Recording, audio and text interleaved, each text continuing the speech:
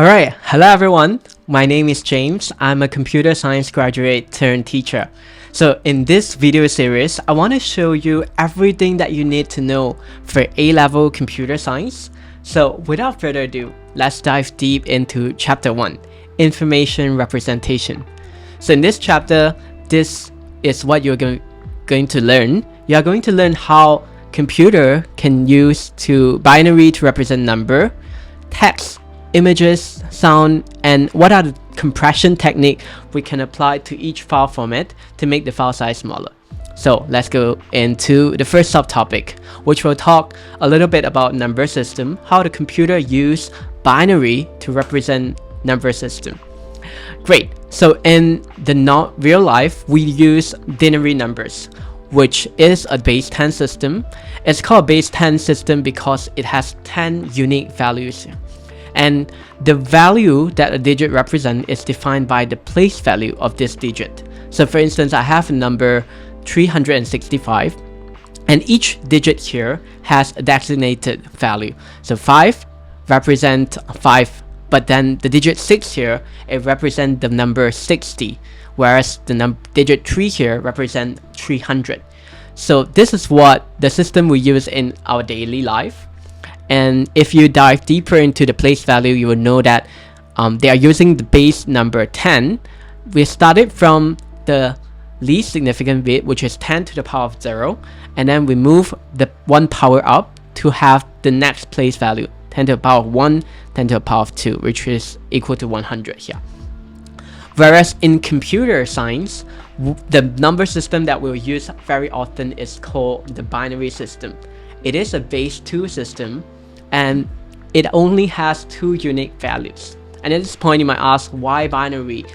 And that's because a computer is made up of all these electrical components that can only represent 2 states, either on and off, so specifically transistors. And by having these switches, computer can represent various types of data that you can imagine. One of them is number. So imagine all this 1 and 0 here, they are switches. 1 represents open switch, and 0 represent when the switch is turned off. So by having this switch arranged in a way like that, you can see that these can be used to represent numbers. And each of the value here, they are the place value in the binary system. They might look like arbitrary number, is it multiplied by 2 or just added by 2?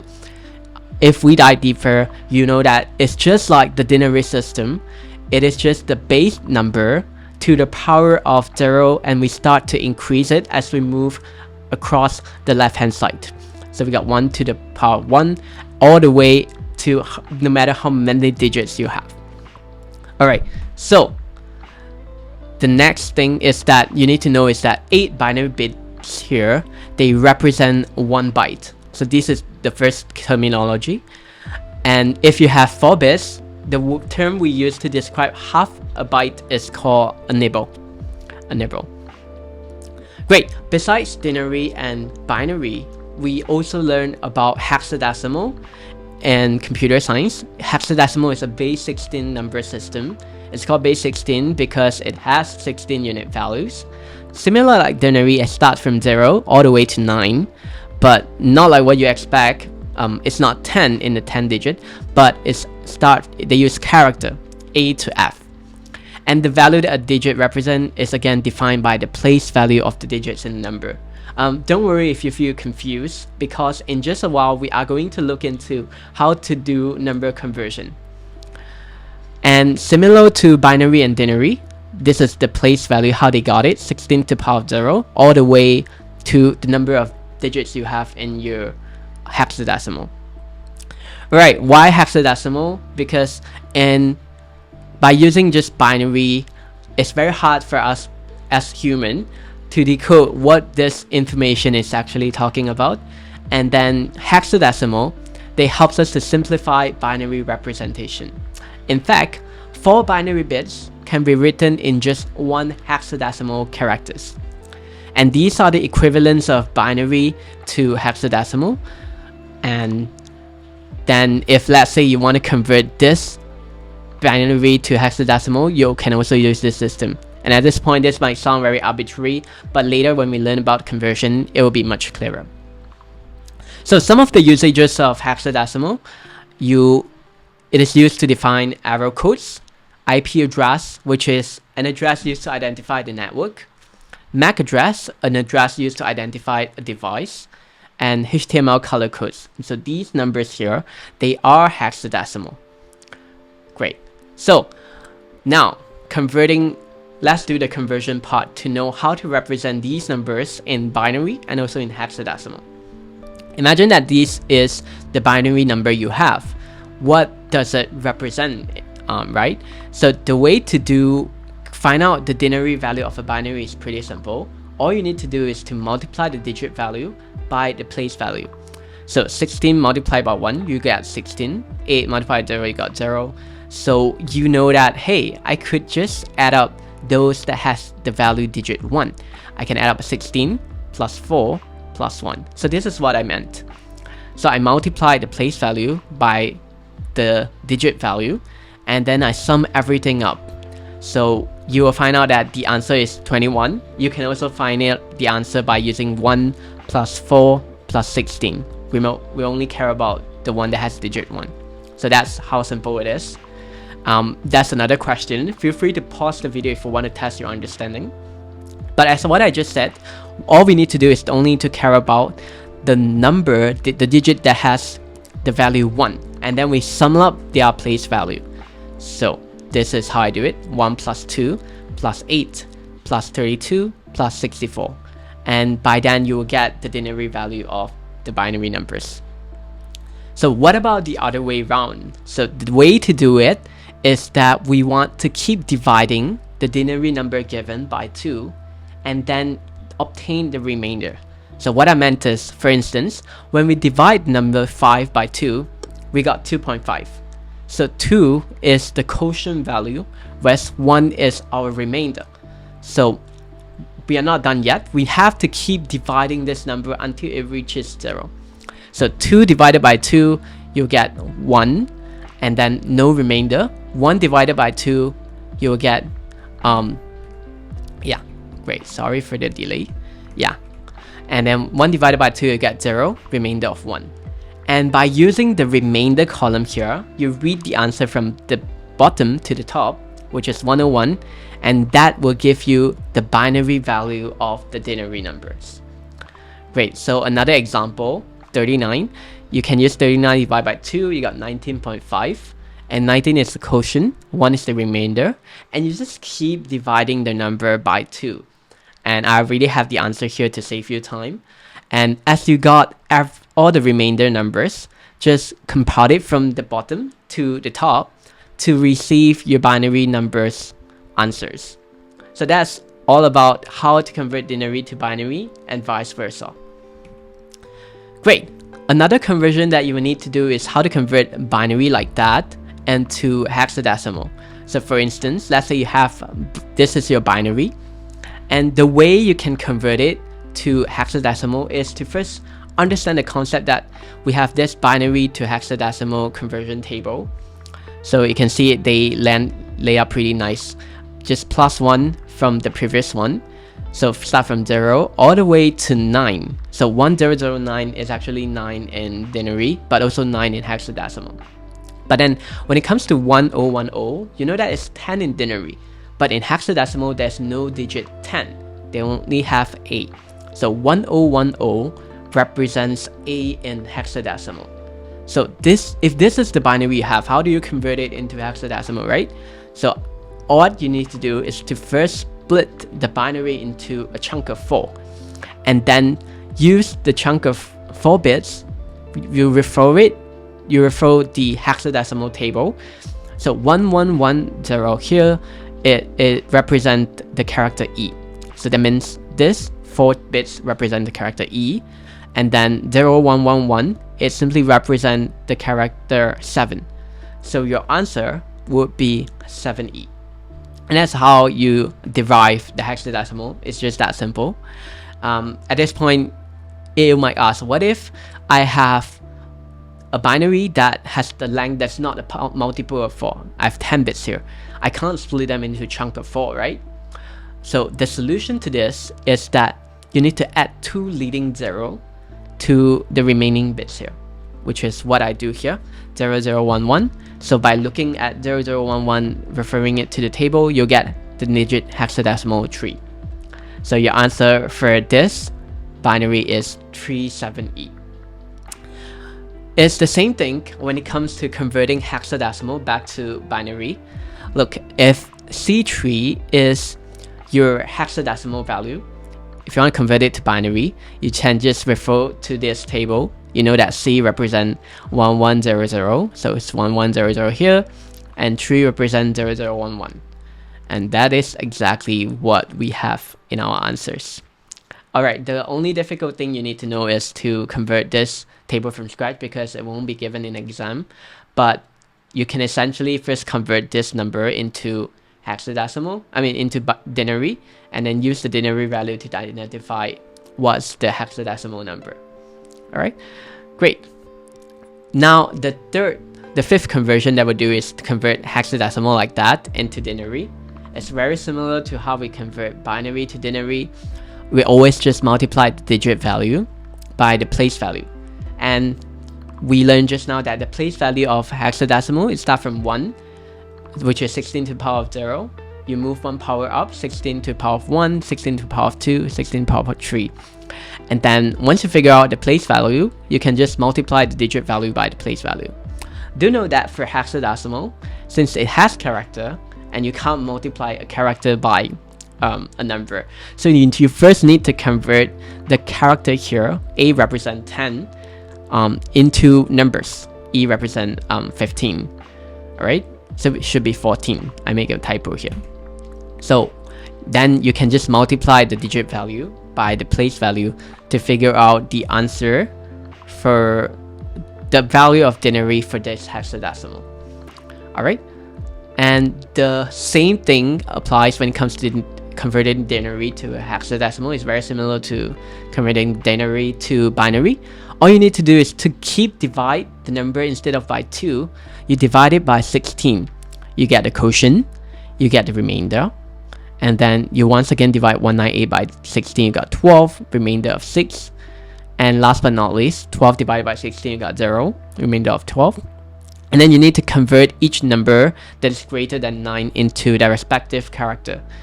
And then you read the remainder from bottom to top. Your answer is C6B, which is what we have here, C6B. And that's how you convert from one number system to another number system. Alright, let's move on. So in mathematics, here are a few ways we can represent large number. So instead of saying something has 689,000 grams, we sometimes use standard form, or we use something called the prefix, kilo. Kilo represents 1,000, and that makes our life easier. So that's the decimal prefix table, something we use in our day-to-day life. But for computer science, we have something called the binary prefix. So the only difference is that instead of having one key B, instead of equal to 1,000, it's equal to 1,024. And the reason computer scientists use this system is because when a new digit is added to binary, the value is always multiplied by 2. So if you have only one bit, this is the only value here. When you add one more bit, you multiply the value by 2. And when you multiply to the value by 2 by 10 times, you get the digit 1024. And the computer scientists pick this number to be the prefix so that computer can work better with these prefixes. Alright, so just a recap on all the terminology that we have learned regarding the storage. Alright, so when you have 4 bits, it's called 1 nibble. When you have 8 bits, it's called 1 byte. And you have 1 KB byte. This is when things get a little complicated. You got 1024 bytes in 1 KB bytes, alright, instead of just 1000. And when it comes to megabytes, the formula is simple. 1 megabyte, it just simply represents 1024 1 kibibyte. So that will give you a pretty good formula to know how to convert from one form to another. So if you have bit and you want to convert it to byte, simply divide by 8. And if you want to convert bytes into kibibyte, just divide by 1024 and just follow this formula to keep converting up and down. I'm going to show you a few questions to really utilize these formulas. So the first question said convert 8.75 million bytes into mebibyte. So you know that bytes is over here.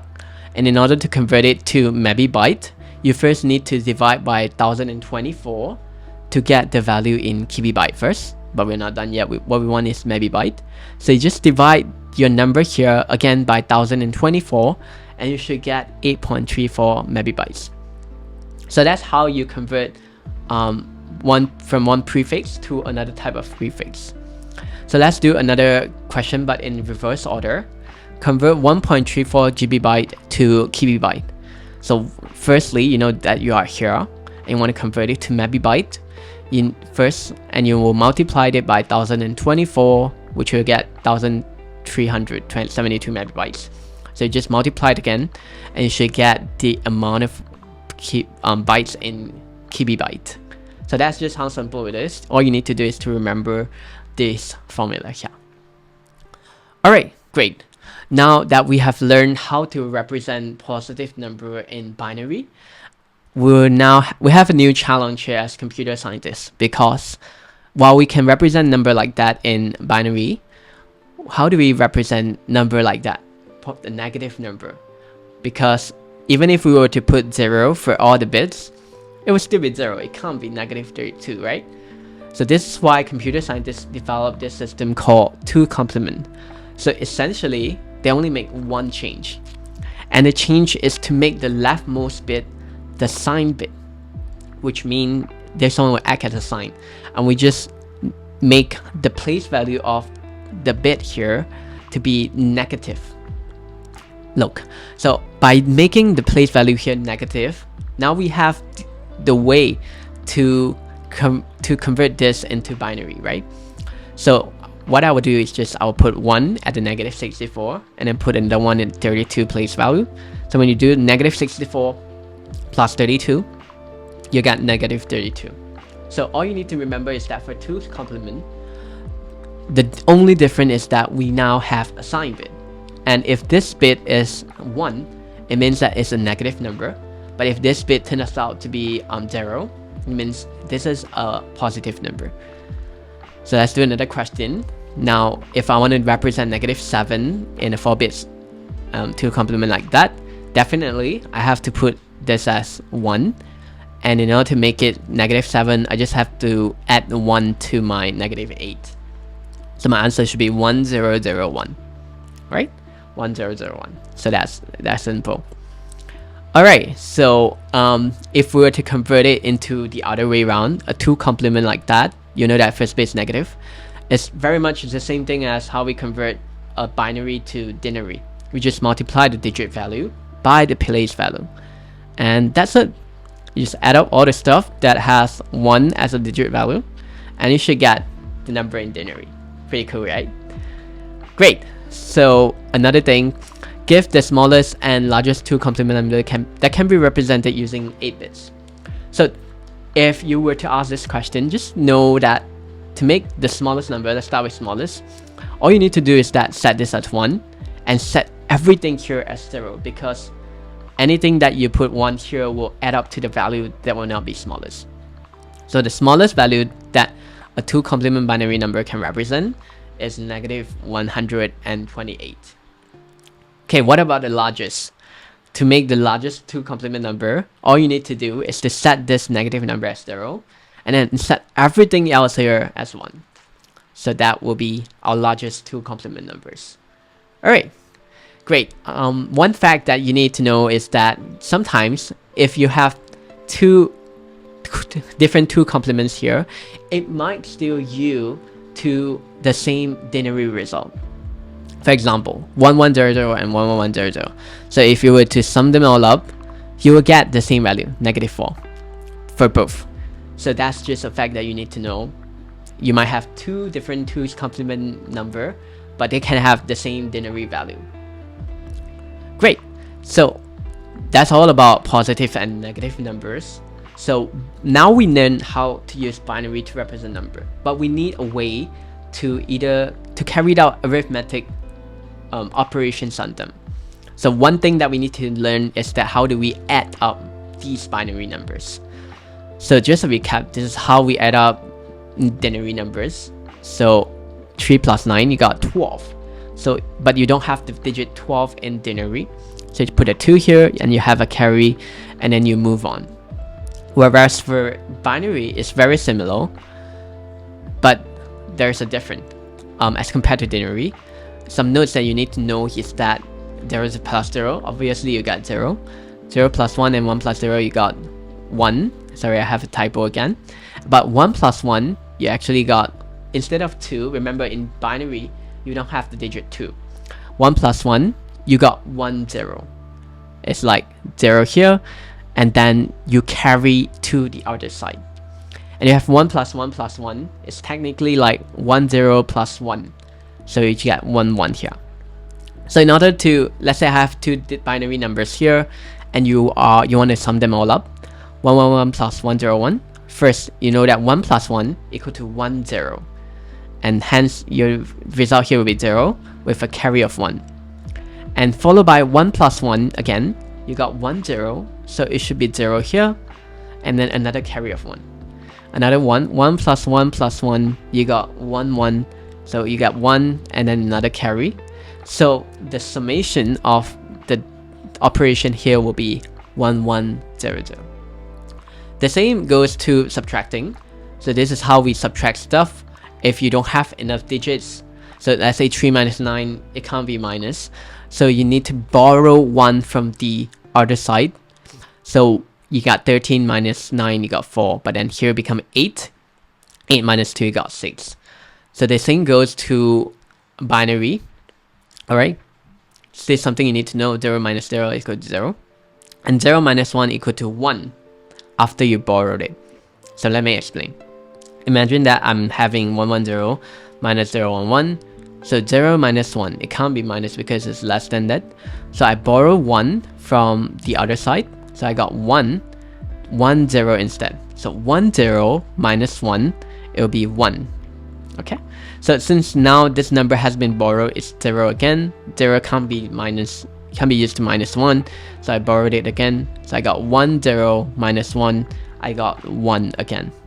Alright, so it's very similar to how you carried out addition and subtracting in binary.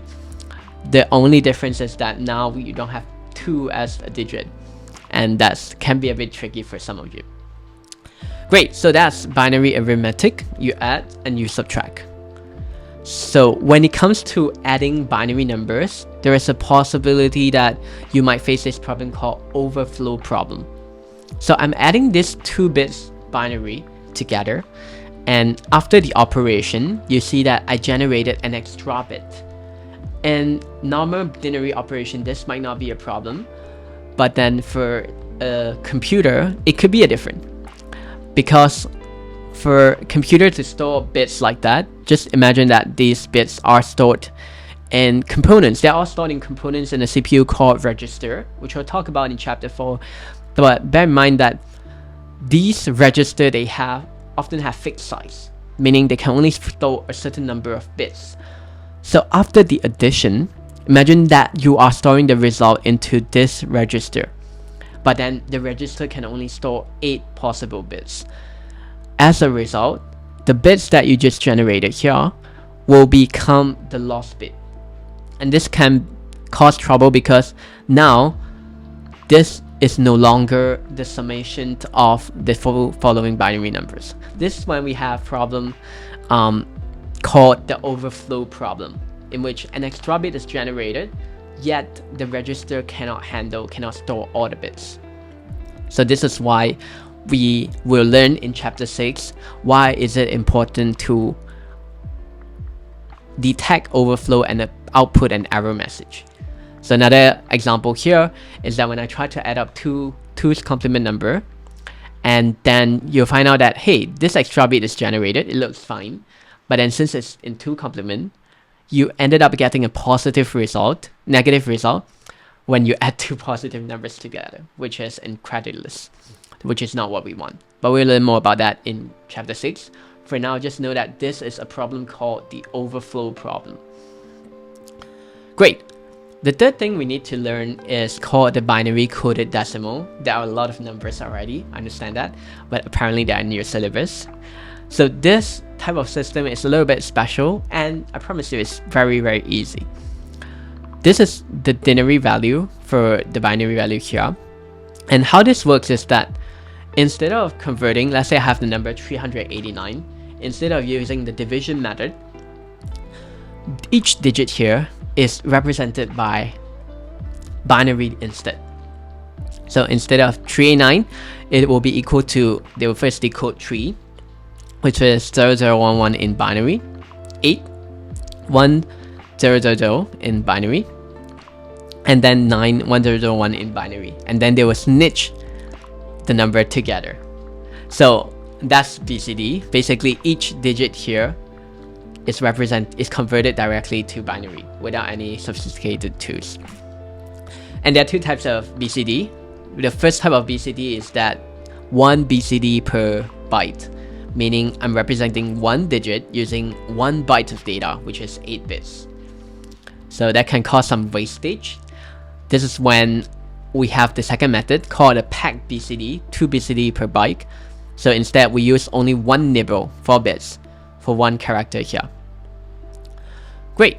So this is the summary of the two types of data. You can see that one form will take more bits than the other form, and both data are the same. So this is important when it comes to usages in calculator. So when 60 is displayed, under hood of it is basically they are usually using binary coded decimal, and the importance of it we'll discuss more in chapter 16 when it comes to the floating point numbers lecture. Great. So another addition, say we want to add the following numbers. It's a floating point, which is decimal, and assuming that 2 byte packed BCD is used, meaning I only represent one, I only use 4 bits to represent one digit.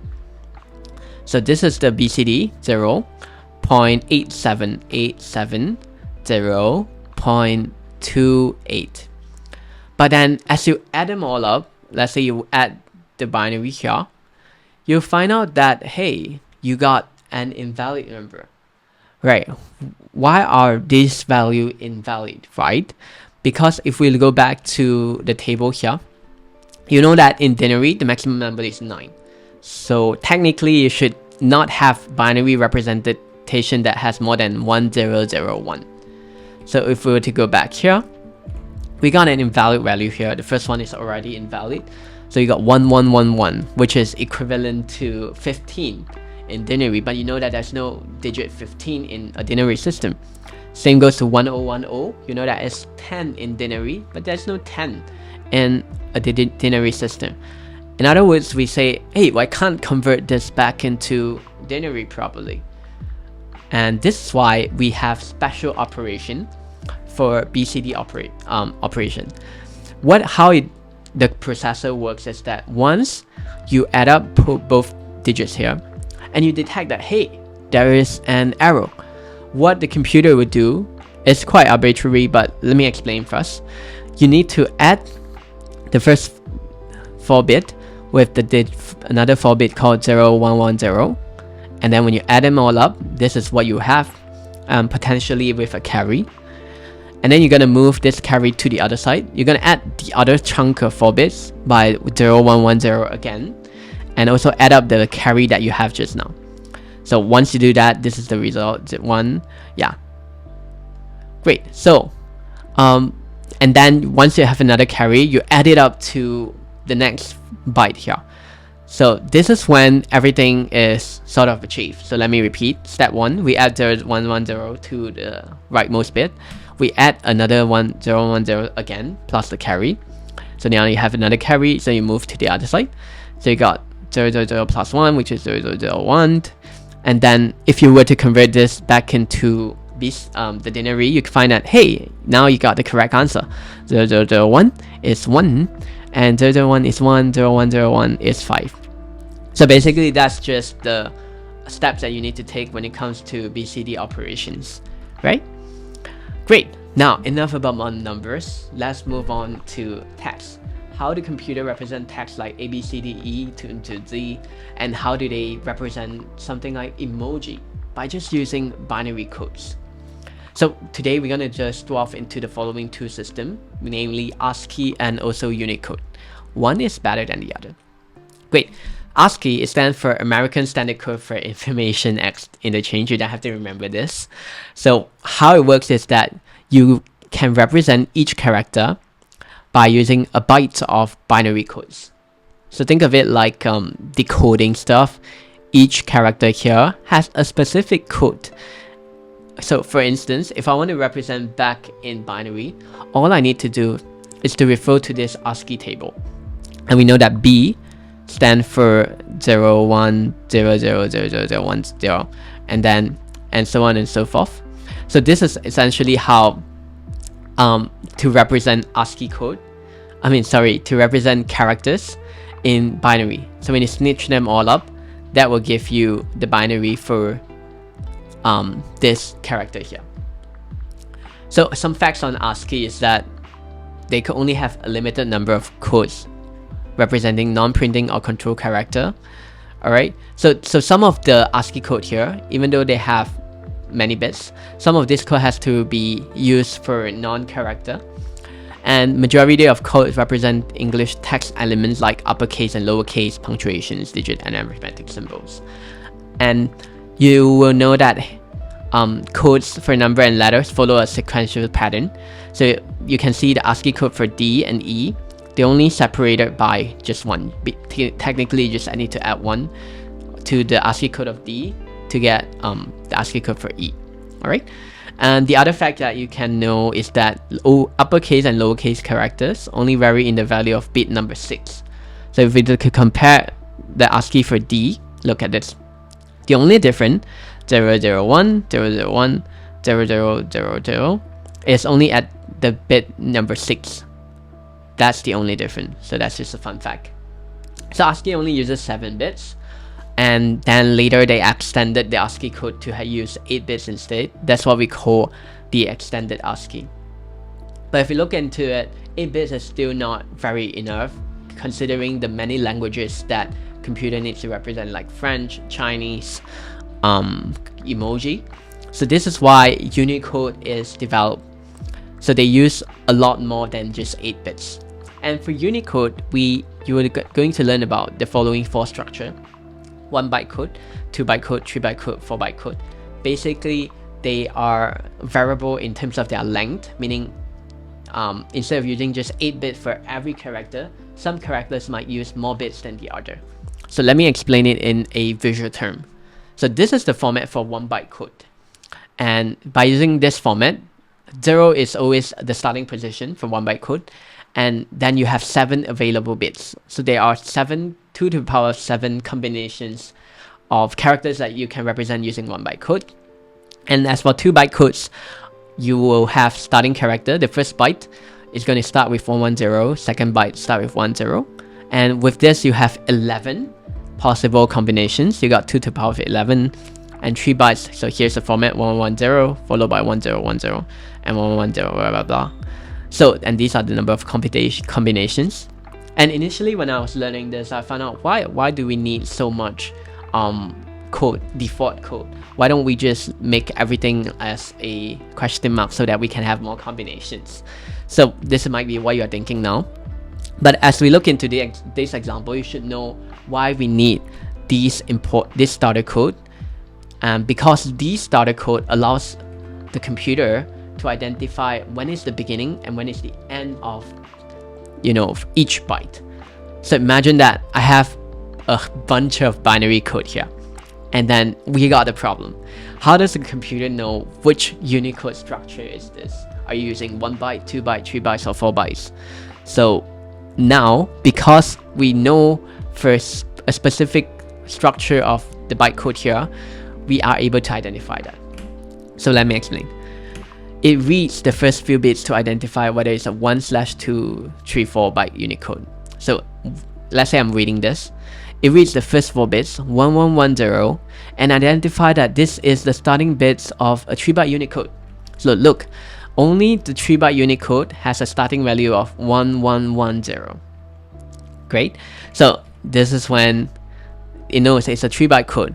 It will then know that the following 3 bytes are in continuation and find the corresponding character, which is first byte, second byte, third byte. All this belong to one specific character. So in other words, this is the beginning and this is the end. And now once it reaches the end, it'll read another starter code 110, and the computer will know that, hey, 110 are the starting code for a 2-byte Unicode. So if we go back here, only 2-byte Unicode has 110 as the starting point. So by using this, it detects that, hey, then they know that the following 2 bytes, byte number 1, byte number 2, are in continuation. So in other words, this is a very clever system for the computer to identify what structure are you actually using. Alright, so the initial bits in the byte sequence for a UTF encoded character, they just serve as a marker to indicate how many bytes are used to represent that character. So we have these following 4 types. So let me drink some water. Alright, now we have learned how to represent numbers, how to represent text. So let's look into how to represent images. So there are 2 ways that computer can represent image. The first way is called the vector graphic. So vector graphics are images defined by mathematical equation, allowing for scalability without loss of quality. So this is essential. Let me show you what's the difference later. So first, a vector graphic contains a drawing list, and then the list contains a command for each object. So look at this diagram here. I just made this up to make my explanation clearer. There are 3 objects: circle, triangle, and rectangle. So the list contains a command for each object. Alright, and then for each command here, let's say I'm looking to the circle, they will have the property of what the circle should be. So for instance, 30, 80 could be the coordinates, xy coordinates, and 10 could be the radius, how big the circle should be, and what color should be filled. And then each command will have a list of attributes, and then all these properties, they can define geometrical data, colors, and thickness. So by doing this, it's very easy for the computer to scale. Imagine you want this to be 2 times bigger. You don't have to sacrifice the quality. You can just say, hey, can you change this radius to 20 instead? So that's the first type of image form. So this is exactly what I'm saying. In normal images, as you scale, I believe you all did this in Microsoft PowerPoint or Word, as you scale the image, you'll find out that the quality is not that good. It's more pixelated. But for vector graphic, because everything is calculated, everything has a property like radius. If you have a cylinder, it could be height.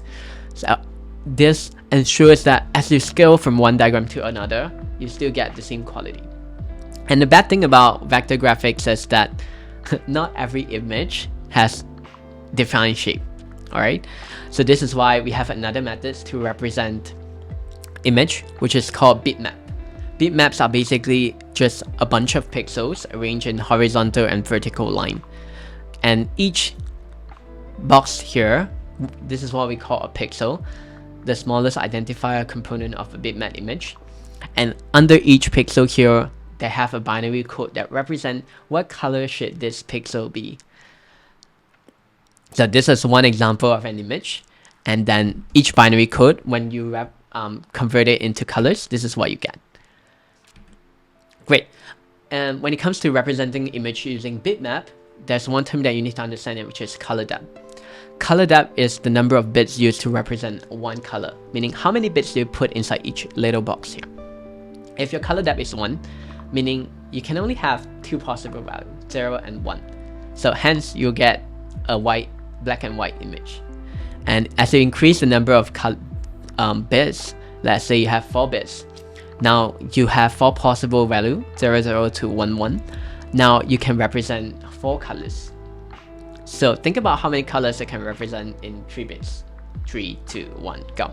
So using 3 bits, you have 8 possible colors, which is what I'm showing here.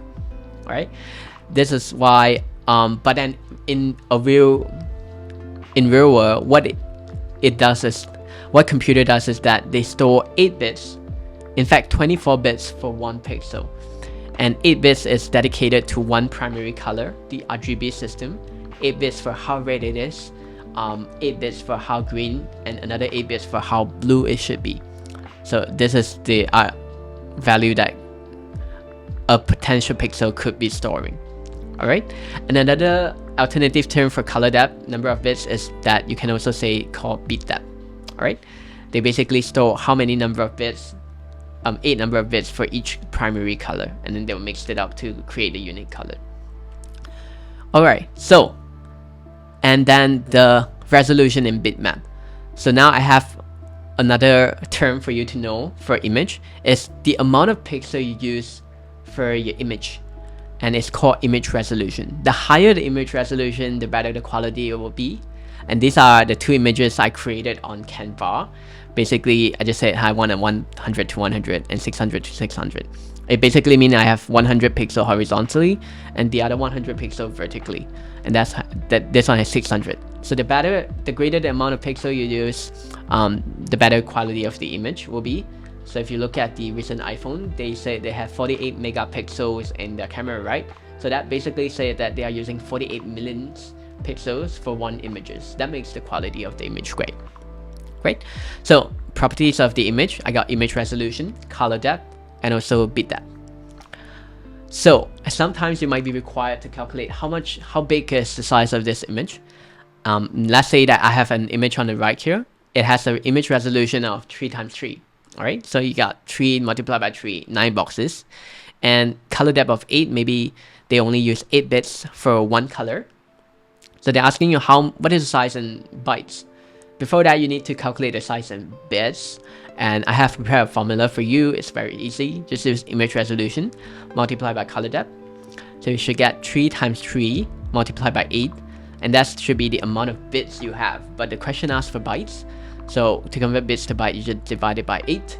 And the size of this image will be 9 bytes. And yeah, the other question, this image has a resolution of 600 times 600 and a bit depth of 8. So 8 bits for each red, green, and blue. Now that's the catch, yeah? And what is the size in MIB? So first what I want to do is to multiply the image resolution, 600 by 600, and multiply by 8.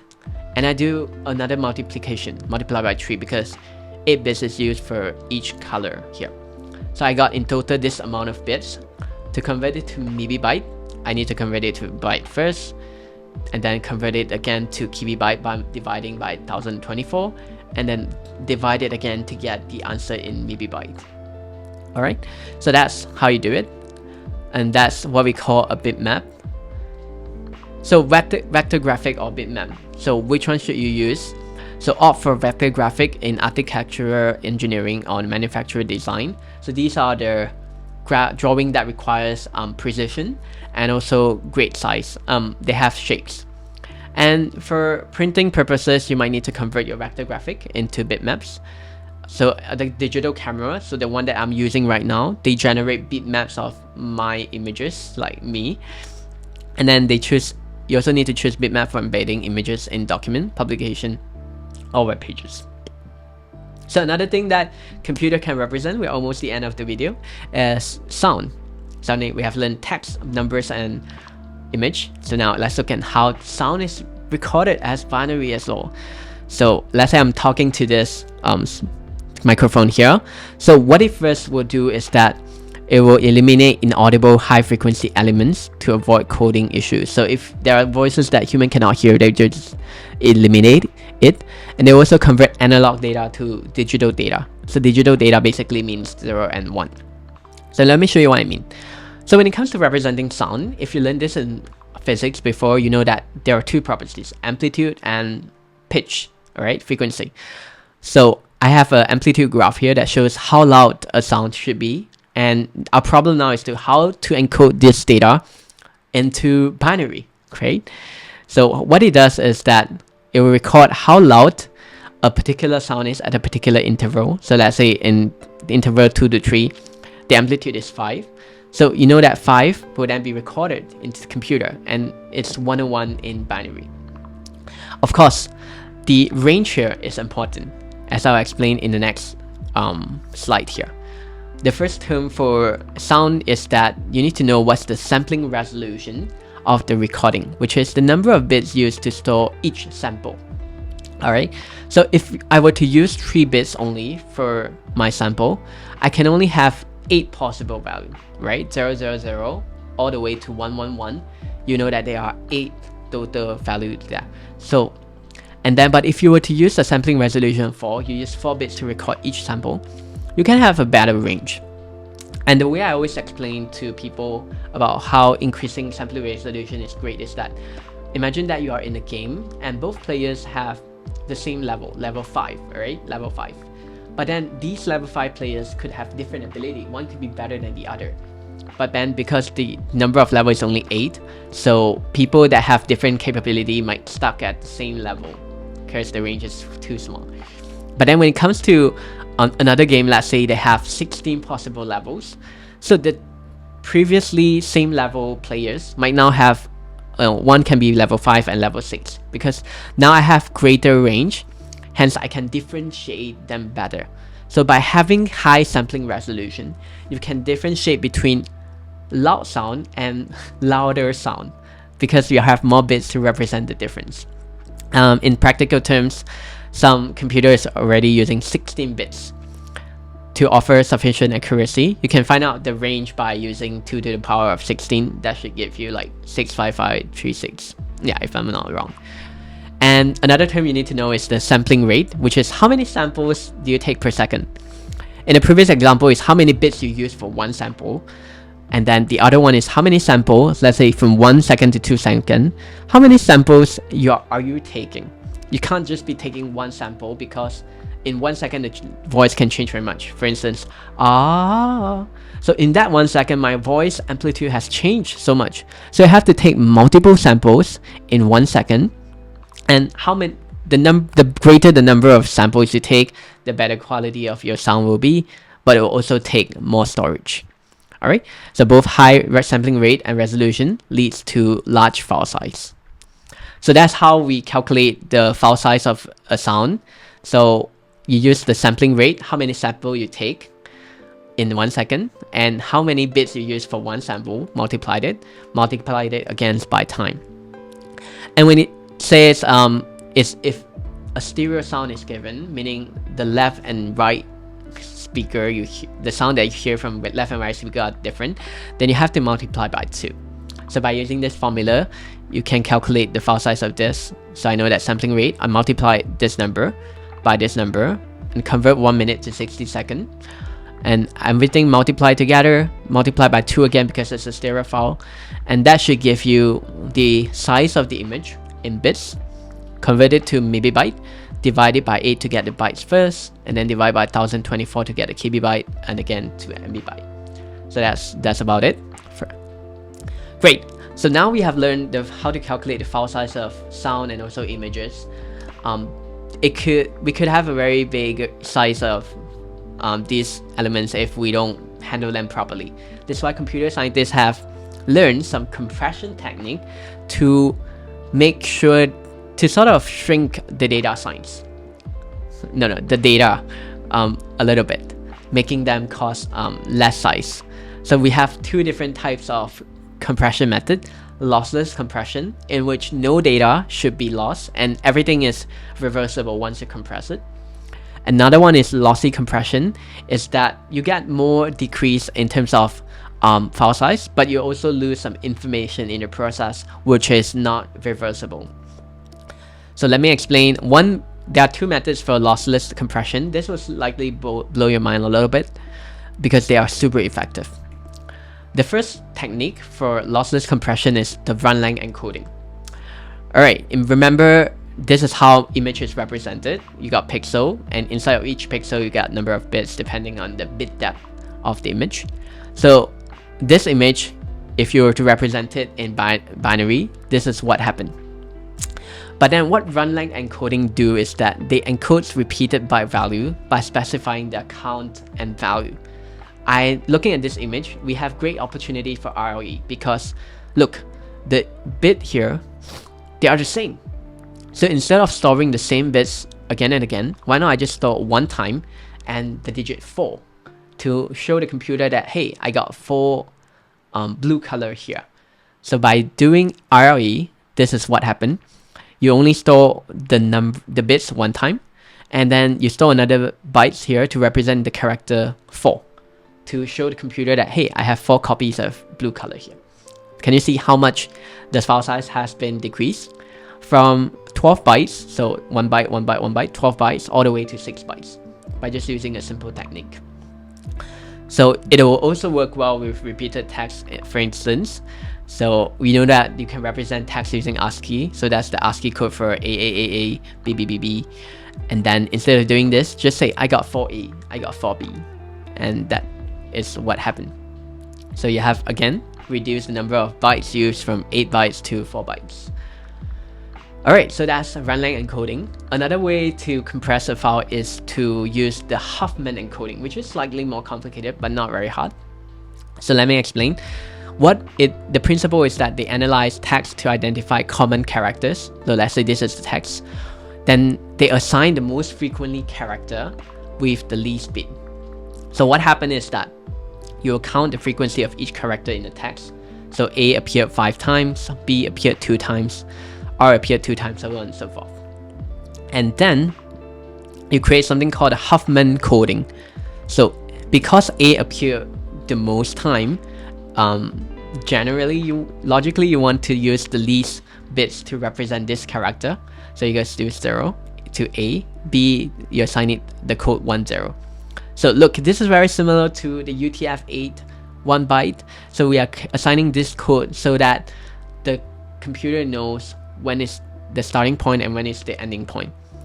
So by creating this table here, in fact, when I was in university, you will learn how to create this table here by using a Python program. You can write code to do it for you. But because it's not our syllabus, I'm just putting out the table for you to see. Alright, just know that most frequently character got the least bit. And when you combine them together, you have technically got the file already. So if you look at this machine code, binary 0, you know that is A. And B, 10, and R, 110, and so on and so forth. Great, so that's how you represent numbers. Huffman encoding, how you compress file. Great, that's for lossless, meaning that nothing is lost throughout the process. You still keep all the data, but then you have compressed the file size by a lot.